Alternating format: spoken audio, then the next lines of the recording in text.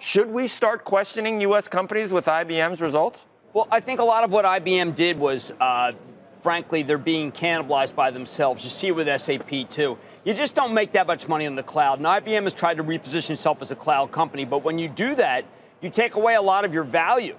So I think that they are hurting themselves because there's too many areas around the world that they did poorly. And for me to think that they're losing share or for me to think that the economies are bad, this is an actual disaster. They've been sticking by this ridiculous game plan since May 12th of 2010, where they said they could do this $20. It's about time that they finally admitted they can't do it. So I want to know whether Warren Buffett is going to pull a Tesco here. I'd love to know what Becky thinks. Is this a Tesco? Is this because how many times has he said he loves the buyback, but the buyback's going to slow?